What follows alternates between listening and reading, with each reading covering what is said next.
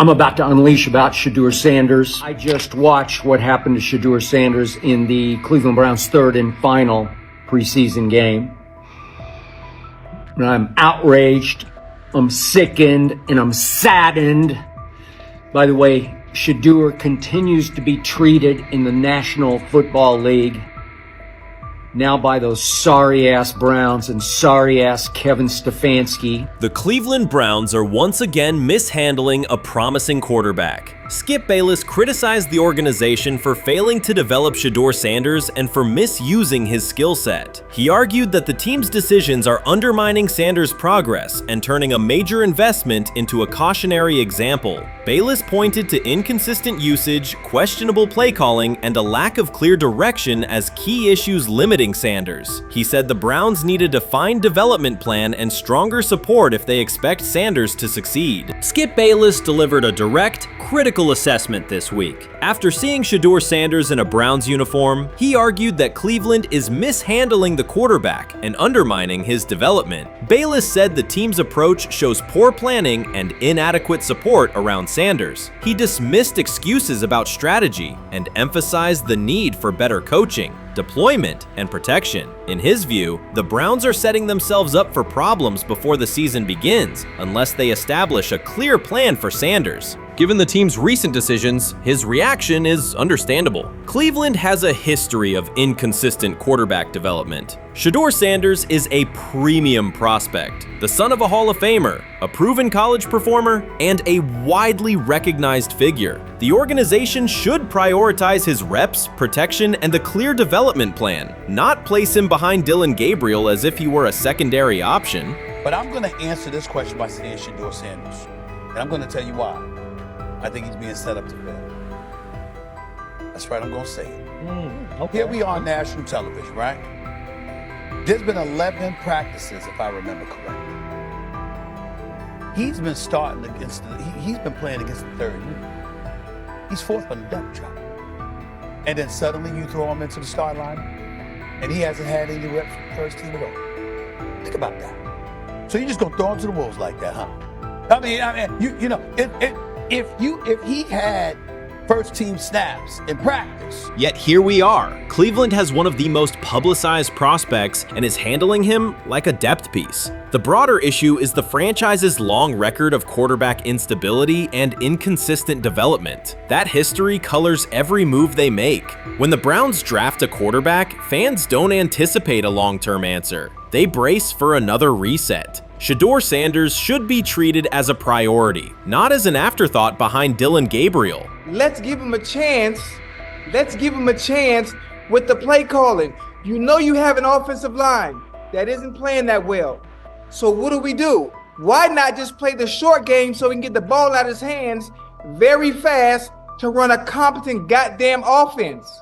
Outside of that, Shedeur has to be better in understanding that the offensive line that you're working with right now is not adequate.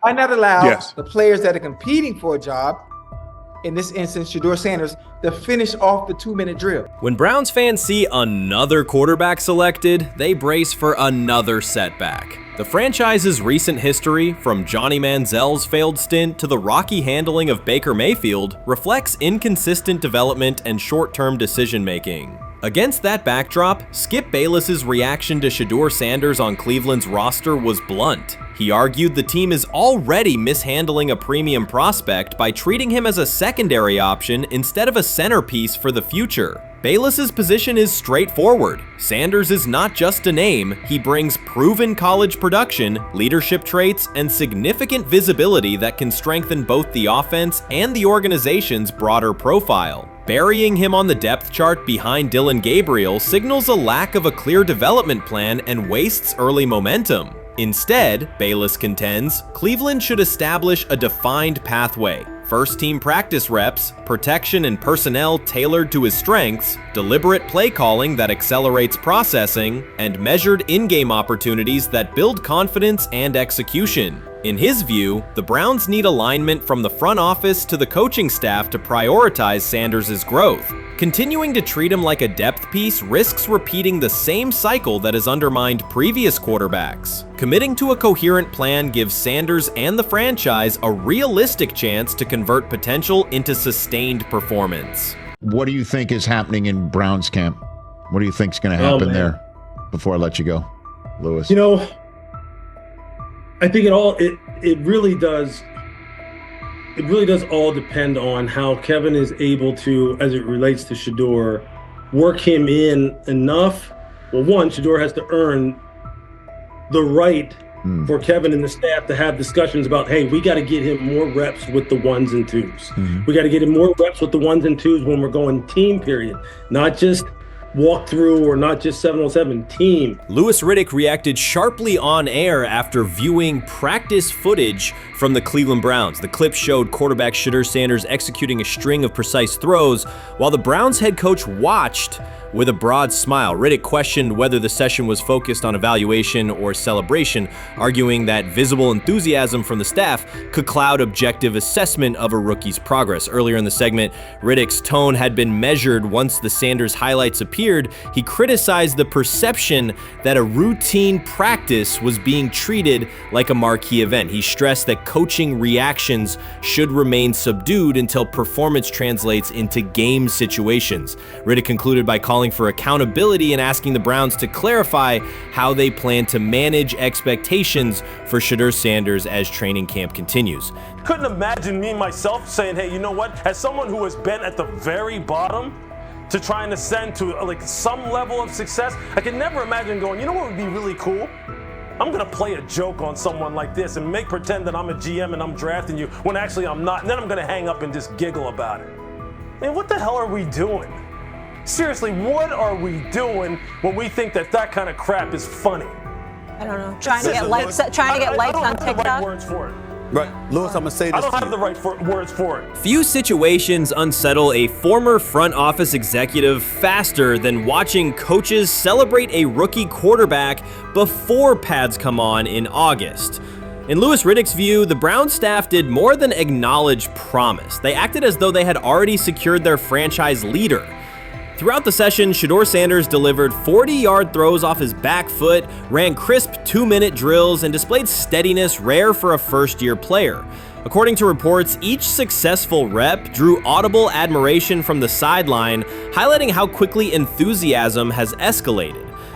When Riddick reviewed the same practice tape and heard the glowing comments, he challenged the reaction on live television. He argued that a few controlled drills should not override the methodical scouting and development work that normally guides roster decisions.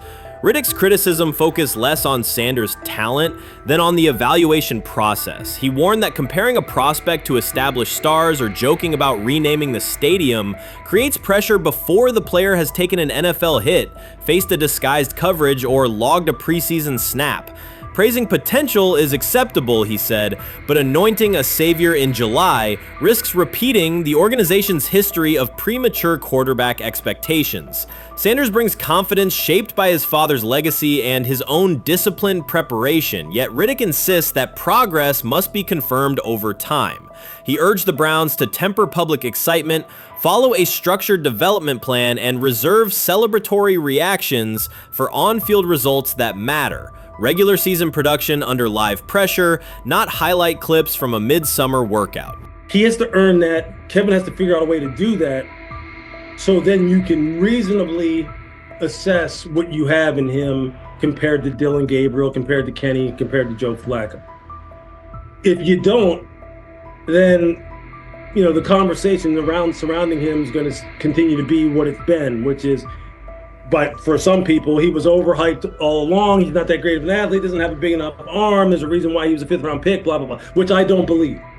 I believe if he is given enough reps, earns enough reps, and then is given enough reps in meaningful situations, He can throw the ball just as good as Joe, if not better, just as good as Kenny, if not better, just as good as Dylan Gabriel. After more than 2 decades in personnel and broadcast analysis, Louis Riddick was dismayed to see a franchise bypass basic evaluation standards after only a series of eye-catching minicamp throws. Reviewing practice footage from Cleveland, he observed Shedeur Sanders drilling 40-yard passes against uncovered receivers and running 2-minute sequences with poise. In Riddick's view, those reps, conducted without pads, contact, or a disguised rush, show arm talent but reveal little about how a rookie handles game pressure. Riddick said the Browns' reaction drifted from objective assessment to outright admiration. Multiple reports indicated coaches were sketching new concepts for Sanders during dinner and referring to dedicated Shedeur packages well before a padded practice. Even the veterans in the quarterback room showed no visible alarm, a sign that staff excitement had already reset the internal depth chart conversation. The analyst emphasized that his concern is not Sanders' skill set. He acknowledged the quarterback's arm strength, footwork, and composure, but rather how quickly the club appears willing to declare him its long-term answer. Riddick cited several past prospects who received similar midsummer acclaim only to stall once real competition began. Given Cleveland's long history of quarterback turnover, he argued the organization should focus on incremental milestones, processing post-snap reads, surviving live pass rushes, and rebounding from mistakes on Sunday afternoons. Riddick urged the Browns to temper expectations and follow a structured development plan so Shedeur Sanders can progress without undue pressure. One coach reportedly admitted he replayed Tuesday's scrimmage film so often that he lost sleep, an anecdote Riddick offered as proof that enthusiasm is already outpacing reality.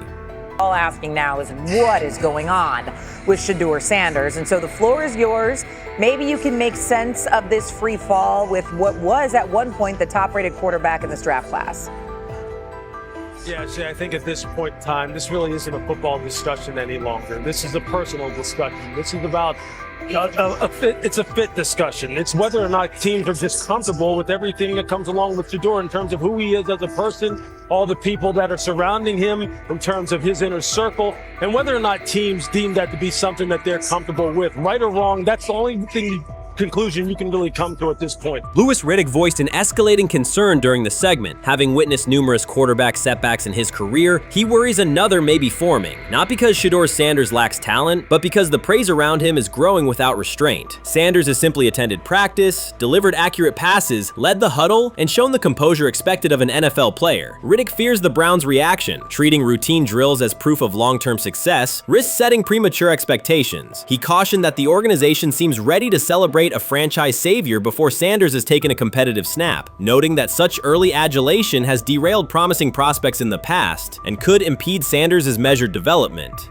They say training camp decides depth charts, but Shedeur Sanders began fighting for his job long before he will step inside the Browns facility. While most first-year players squeezed in one last vacation, he slipped onto a private field in Texas, strapped on Cleveland's helmet and shoulder pads, pulled a fresh number 2 jersey over his chest, and started rifling timing routes as if it were the opening drive of week 1. No cameras, no hype track, no product placement, just sweat, cadence, and ball placement. A rookie does not rehearse in full game gear unless he already envisions himself commanding the huddle. Plenty of observers shrug that clip off. They insist the 5th rounder, quote, isn't ready, cling to depth chart conventions, or whisper that the name across his shoulders did most of the talking on draft day. Maybe it is the Deion connection, maybe it is a preference for prospects who blend quietly into the background, or maybe the league's gatekeepers fear the possibility that the kid is better than the quarterbacks they have spent months promoting. Whatever the motive, the countdown has started, and video rarely lies. Shedeur Sanders is not preparing to arrive. He is preparing to lead. Footage of a 22-year-old quarterback running live reps in July should dominate highlight loops, but it barely registers on national outlets. Why? It ruins the tidy narrative. The easy storyline paints Shedeur as a pampered legacy prospect banking on his father's fame. Yet the tape shows something different. A rookie drenched in afternoon heat, drilling footwork, calling protections, and imagining cover 2 rotation before the first official meeting ever takes place. Elite mental prep looks boring on social feeds. It looks devastating when the season starts. Walk into Cleveland's quarterback room and you step into politics, not simply competition. Joe Flacco, a Super Bowl MVP in decline, carries institutional trust. Kenny Pickett, rescued from Pittsburgh's reset, carries hometown intrigue. Dylan Gabriel, the 3rd-round system fit, carries draft capital the staff must justify. And then there's Shedeur, the lightning rod whose presence alone spotlights every bias in the evaluation process. Coaches frame it neatly. Rookies must wait their turn. The truth is less polite. Practice snaps are currency. perception is elastic, and early allocations already favor Pickett and Flacco. It is the oldest playbook in the league. Lock vets into the headline roles before pads even crack. Then let repetition shape reality. Sanders refuses to cooperate. He is not a fourth-string camp arm. He has engineered game-winning drives under national scrutiny, operated against live blitz looks most prospects never face, and more than any quarterback in the room, documented his own offseason obsession. No social media rollout, no brand consultant, just pads, cleats, and an unlit practice field. If his last name were Smith, pundits would label him the sleeper of camp. Instead, politics trails every throw. Training camp rotations expose organizational intent. Beat writer Fred Greetham already reports that Pickett and Flacco will open with first-team reps when veterans report July 23rd. Gabriel grabs the developmental snaps, leaving Sanders the leftovers. That isn't performance-based, it's narrative-safe. Gabriel doesn't threaten hierarchy, Sanders bends gravity. Watch the details. Does Shedeur steal 11-on-11 snaps with the twos? Does he run red zone installs or 2-minute drills? If he does, coaches are admitting he is forcing his way in. If he doesn't, they are postponing the inevitable. Either way, the private field reps have sharpened his timing and condensed his release. He is not hoping for an opportunity, he is prepared to seize one the instant it appears. Cleveland's joint practices amplify that tension. First come live periods against the Panthers, then sessions with the champion Eagles. Those reps belong to the starters, so Flacco and Pickett will absorb most of Carolina's disguised pressure and Philadelphia's exotic fronts. Sanders' proving ground will be the preseason opener on August 8th. Under the stadium lights, he will get entire series, real reads, pockets collapsing for real. If his command mirrors the footage from Texas, coaches will have to answer why he never saw earlier work. Reps are scarce. 10 padded practices separate veteran arrival from game 1. Even an even split, something that never happens, would hardly suffice. Instead, the staff will funnel snaps toward the comfortable choices. That strategy can bury a rookie, but it can also spark an eruption when limited opportunities turn into highlight drives. One flawless touchdown march in the second half of a preseason game, and the dog pound will chant his name. Then the staff's narrative control evaporates. Criticism of Sanders has never matched the scrutiny applied to his peers. Analysts nitpick a ball pat, a foot angle, a pump fake, Pickett's inconsistency, Flacco's diminishing velocity, Gabriel's college system crutches. Discuss politely, if at all. With Shedeur, the critiques arrive as coded doubts. Does he rely on the family brand? Is he coachable? Can he stay humble? That double standard is as old as the league's resistance to outspoken black quarterbacks. Add Deion's unapologetic persona, and each Sanders rep becomes a referendum on establishment comfort levels. Shedeur answers not with rebuttals, but with work. Work captured in silent footage more deafening than any debate show monologue. Quarterback drama masks broader roster cracks. The Browns receiver group is crowded yet unproven. The safety room failed to create turnovers a year ago. Interior defensive linemen are still rehabbing, and the offensive line must retool on the fly. Which quarterback can navigate that turbulence? Flacco's pocket mobility is limited. Pickett's confidence remains fragile. Gabriel is months away from processing NFL disguises. Sanders, forged by perpetual doubt, offers poise under chaos and meticulous preparation, a combination this franchise has lacked since, well, almost forever. Forget politics, depth chart etiquette, and recycled sound bites about developmental timelines. The only metric that counts now is who did the work. Sanders pounding through full gear scripts in late June is not vanity, it's vision. While the league sleeps, he refines his drop steps. While media speculate, he rehearses third down checks. He has already decided what he is. The organization must decide if it can recognize it in time. The preseason will provide the answer. Live bullets, real blitzes, stadium noise. When those throws leave his hand under pressure, no one will discuss ball pats or surnames. They will ask how a quarterback this prepared slipped to round 5. And if the performance matches the preparation, excuses about lack of reps will dissolve. It will be production against perception, and Shedeur Sanders has been producing where no one could see. Ready is the wrong word. He has been ready. Rich Eisen addressed the armchair analysts and online critics head on. Shedeur Sanders just received his opportunity, and the backlash arrived immediately. Eisen responded with a clear point-by-point case explaining why the criticism misses the mark. If you thought Shedeur's rise was rapid, Eisen's analysis puts it in proper context. Here's what he laid out on air. Already speaking in Cleveland high schools. Weekend after, flying out immediately to get to work. But his character's terrible, right? You know, and listen, he interviewed bad, you know. According to who? The New York Giants? No offense, Bert. The same New York Giants that gave Daniel Jones a huge contract and let Saquon Barkley out the door, that's the intel we're trusting here? That was for him to celebrate. He just made, I mean, look, he put in work in college. He had the privilege of being coached by his father, which we all would love and do. Turned around not one, but 2 programs in college football. And then literally for any athlete, being drafted at the highest level is a success story in itself. Rich Eisen delivered a direct response to the critics. He addressed the online claims reducing Shedeur Sanders to Deion Sanders' son instead of evaluating him as a quarterback on merit. Eisen challenged those assumptions and refocused the discussion on performance, preparation, and opportunity. Say Kenny Pickett had strained his hamstring. Shedeur, they say his first day in pass, 9 for 9, 2 touchdowns, no interceptions. Really was just hating on this young guy. Within minutes, Rich Eisen delivered a structured breakdown, addressing each claim with evidence and dismantling weak narratives through clear analysis. He replaced speculation with data and kept the focus on what matters: decision-making, accuracy, leadership, preparation, and game management. The reality is simple. Shedeur Sanders was not given this opportunity. He earned it through performance and consistency against real competition. He accepted the role, met the standard, and handled the moment with professionalism and urgency. No shortcuts, no favors, just results and readiness. Eisen's point was direct. Evaluate Shedeur on his work, not assumptions, and acknowledge that he has justified the opportunity on the field. I've done it at 2 locations already, so it's simple.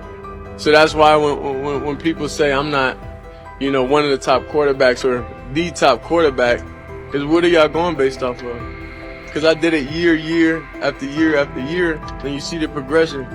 So it's like, obviously, it got to be some type of external hate that you have for the family, for the last name, for anything, because I know I proved myself. While many were still debating whether he was NFL ready, Shedeur Sanders stepped onto the practice field and operated like a clear QB1, setting protections, controlling tempo, and executing the plan. The narrative that he is just flash, media attention, or his father's influence does not hold up against his work in installs, progressions, and situational drills. What he showed was composure, efficiency, and command of the offense. He processed quickly, protected the football, and delivered on-time throws, demonstrating preparation and control.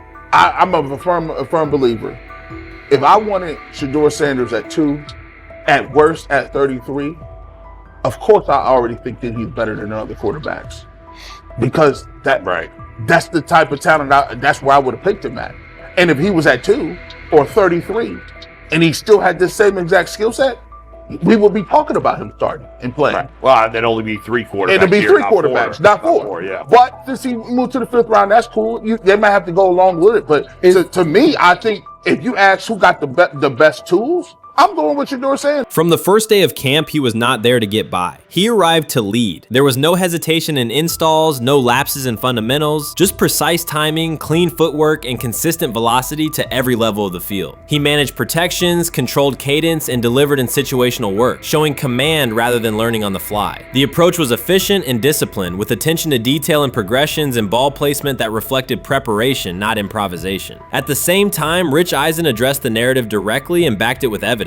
He laid out clips, context, and performance markers to cut through speculation. Eisen emphasized that Shedeur Sanders did not step into this moment because of publicity. He built toward it through sustained work, resilience, and results. The background, media readiness, high football IQ, and a professional approach was developed over years, not days, and it translated to immediate operational control of the offense. The resistance came from familiar places. Some in the traditional guard still frame mobile quarterbacks as limited and expected the nepotism label to define him. That view did not hold up against what was on the field. Composure under pressure, secure decision-making, accurate throws into tight windows, and consistent execution in red zone and 2-minute sequences. Eisen's point was clear. Evaluate Shedeur Sanders on performance and readiness. The evidence shows he earned the opportunity and is meeting the standard with accountability and consistency. Yeah, teams didn't draft him because they didn't think he was first-round talent.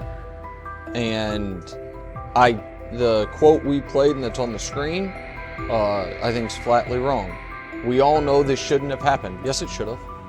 It should have happened because this wasn't. Now, again, teams can be wrong. The league as a whole can be wrong. Hell, the Baltimore Ravens drafted a 25-year-old tight end before they drafted Lamar Jackson. In the same draft. The die is not cast on who Shedeur Sanders. He stated it plainly. This is not a celebrity appearance. This is a quarterback with pocket presence, leadership, and decision-making that stands on its own. You either show it or you settle into a backup role. Shedeur Sanders is not auditioning. He is establishing himself as the starter. When the opportunity arrived, whether through injury, trade, or depth chart changes, Shedeur was prepared and delivered. He did not hesitate. He executed the offense and finished drives. As others tried to catch up to what they were seeing, Rich Eisen reinforced the same message he has been repeating: evaluate the work. Camp reports have been consistently positive, but the important shift is how the performance is being received. Casual attendees who came to observe left talking about Shedeur's command and poise. Detailed observers focused on his pre-snap reads, protection checks, and audibles, highlighting the mechanics, timing, and ball placement that support efficient, controlled play. How you feeling? I'm getting there. You see what I got on, right? That's why I was asking how you help for. Yeah, I'm getting there. See? Prime, what they had to? I had blood clots. Okay. And they amputated, you know. But I work with it. Man. Yeah, I'm amputated. So I get that work done a couple times a day. Keep the blood circulating, blood flowing, but it's a new normal. And the best thing about here, we have a whole medical team on the second floor. Right. We have a whole medical floor, which is great. Deion Sanders is shaken, this time not by a hit on the field. In a sudden turn, Ryan Clark has uncovered a serious plot affecting Shedeur Sanders' NFL draft status, and the disclosure is reverberating across the sports community.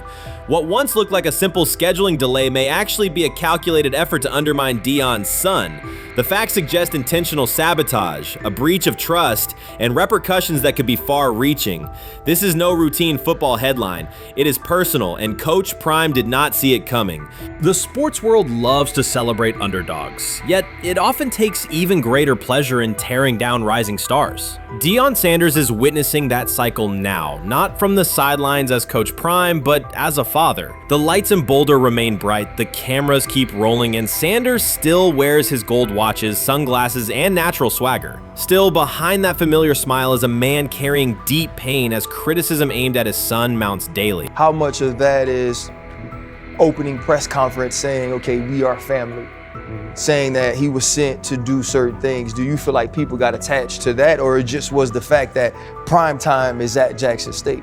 It's prime time. If my son plays cornerback, I want him to be around, in my opinion, the best cornerback ever to touch the field. That's right.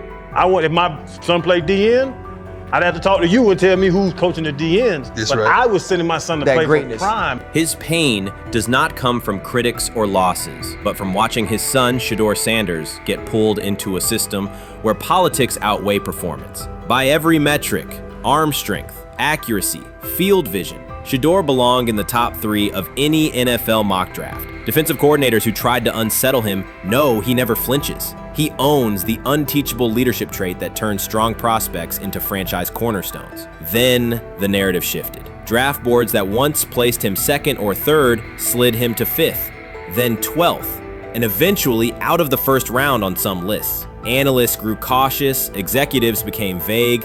The statistics stayed strong, and the game film still proved his ability, yet the buzz evaporated.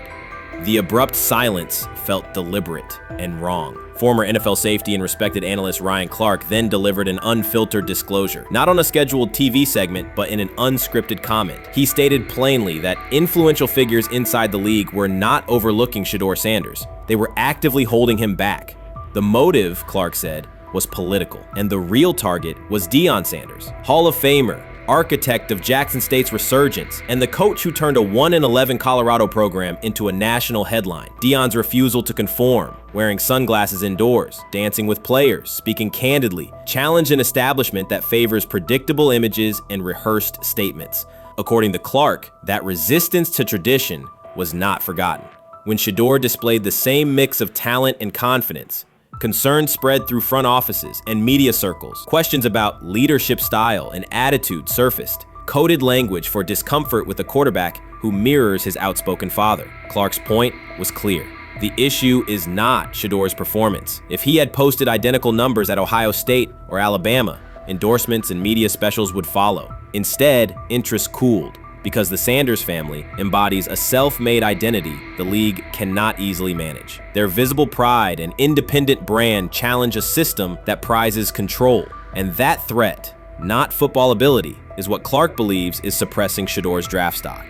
While much of the NFL community attended the ESPYs in Los Angeles, Shedeur Sanders spent the day in Cleveland with families recovering from a residential explosion. He did not seek cameras or a red carpet appearance. He chose to be present in a neighborhood working through loss. Weeks earlier, an explosion at the Rainbow Terrace apartments in the Garden Valley neighborhood displaced more than 100 residents. Local officials reported that 42 families were left without housing. A father suffered burns over most of his body and remained in a coma. His 2 young children were hospitalized in critical condition. The damage extended beyond structures. Families lost possessions, stability, and routine. Cleveland City Council member Richard A. Starr described the moment as a family fighting for its future. Outside of local reporting, national attention was limited. Sanders decided to go to the site, meet residents, and help organize a day focused on relief and connection. The decision drew questions almost immediately. Some asked why he was not at the ESPYs, others questioned his motives. Sanders did not respond with counter-arguments. He explained simply that he felt an obligation to be present and that he would act on that conviction. This was not a team-scheduled appearance. He promoted the gathering himself, arrived without ceremony, and spent the day with residents. His approach emphasized listening, participation, and time.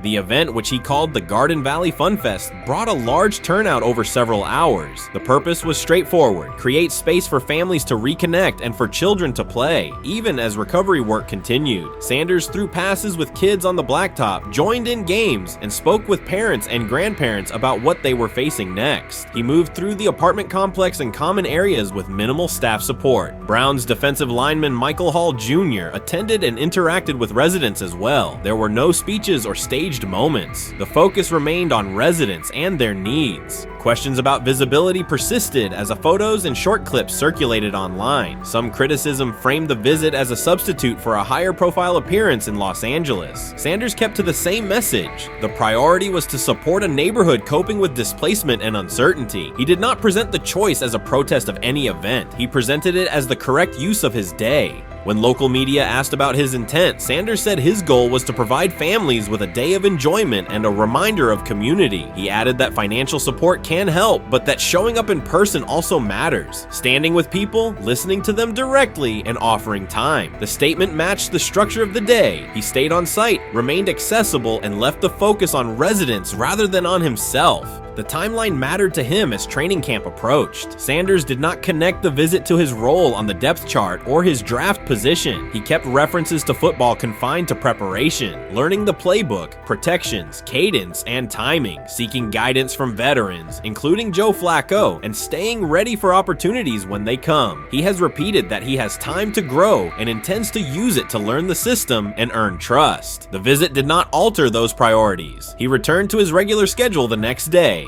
Since arriving in Cleveland, Sanders has treated community work as part of his responsibilities. Before his jersey went on sale, he visited schools, including John Marshall High School, speaking with students about goals, accountability, and effort. He set public objectives confidently, such as long-term aspirations for the franchise, but paired them with routine work in the building, meetings in stall, film, and on-field reps. The day at Rainbow Terrace fit that pattern. Identify a need, show up, contribute, and avoid unnecessary attention. For residents, the FunFest provided a brief reprieve from ongoing challenges: housing transitions, school logistics, medical appointments, and the paperwork that follows an emergency. For teammates and staff who observed, it was an example of a rookie investing time locally without seeking a headline. For Sanders, it reinforced how he plans to operate in Cleveland: be consistent, be present, and let actions speak. The setting at Rainbow Terrace underscored the scale of recovery ahead. Families described the first weeks after the explosion: nights in temporary housing, efforts to replace clothing and essentials, coordination with agencies and community groups. Sanders moved from group to group, speaking with parents about their immediate needs, greeting elders who came to watch the activities, and encouraging kids who wanted to throw a football, run races, or take a photo. He kept the schedule flexible so residents could arrive and leave as they were able. Community partners and volunteers handled tables for supplies, simple games, and refreshments. There were no sponsor banners or organizational pitches. Residents organized as they usually do, checking on neighbors, guiding children, and sharing updates. Sanders' role was clear: participate, make time, and listen. The presence of a recognizable player brought energy, but the purpose remained practical: create a normal afternoon in a place that had not felt normal since the blast. Online reaction covered the full range of opinion. Some posts praised the decision and the event's tone. Others questioned why a rookie would skip a high-visibility awards show. Sanders did not try to manage that conversation. He maintained the same explanation. He chose to spend the day where he believed he could be useful, and then he returned to his football schedule. The approach was consistent with how he addresses other topics, answer directly, and move on to the next task. The same measured approach appears in his preparation for camp. Sanders has not asked for public guarantees about reps. He has focused on install recall, cadence, and protection IDs, route timing, and situational work. He has sought input from veterans, thanked teammates who have provided guidance, and spent time with receivers and linemen to align on communication. Coaches have emphasized that the quarterback competition is a process, and Sanders has accepted that framework. His emphasis remains on readiness. None of this overshadows the experience and resumes of other players on the roster. It does provide a clearer picture of how Sanders operates as a professional. He separates off-field actions from promotional efforts. He keeps football preparation focused on what he can control. He communicates with teammates across position groups so that timing and expectations are shared. He does not try to steer attention in his favor. He tries to make steady progress. The day in Garden Valley was one example. He arrived without a speech, stayed for hours, and left without an announcement. He did not ask for recognition. He offered time. Residents responded in kind. Kids lined up for catches and races. Parents and grandparents asked about camp and wished him well, and neighbors coordinated rides and schedules around the event. The atmosphere felt like a neighborhood gathering, not a media production. Local leaders who were present or who spoke later emphasized that recovery will take months. Families will continue to navigate housing, healthcare, and daily logistics. Events like the Fun Fest do not resolve those issues, but they help sustain community connections and morale. Sanders' contribution was to create a space for that to happen and to treat the day with the same seriousness he applies to practice, plan, execute, and keep the focus where it belongs. As the preseason approaches, Sanders will continue to compete for opportunities on the field. He has said he will be prepared when called upon, and that he understands the importance of mastering details before focusing on outcomes. The organization will make decisions based on evaluation, and he will accept the results while continuing to improve. The off-field choices will remain consistent, identify needs in the city where he lives, and contribute in direct, practical ways. The core elements are simple. A neighborhood suffered a significant loss. Residents faced immediate and ongoing challenges. A rookie quarterback chose to spend a day there, without a press conference, without a schedule of talking points, and participate in a community-led event designed to give families a break and remind children that play still has a place. He provided presence, not a headline. He listened more than he spoke. He returned to work the next day. In a league and media environment that often prioritize visibility, Sanders made a different choice. He kept attention on people, not optics. He placed value on time spent in person rather than on appearances. He continued to build trust in the locker room and in the city through steady conduct rather than declarations. That approach, measured, direct, and consistent, will shape how he is viewed in Cleveland as much as any public statement could. The outcome of his football career will be decided on the field by installations learned, reads made, throws delivered, and games played. The outcome of his role in the community will be measured by smaller, quieter moments. Afternoons like the Fun Fest, school visits, and unannounced stops where listening matters more than being seen. For Cleveland residents at Rainbow Terrace, the takeaway from that day was straightforward. Someone who represents their team showed up, stayed, and participated without fanfare. For Sanders, it was the same. Do the work in front of you, whether that is a practice period or a neighborhood event, and keep the focus on the people who are affected most.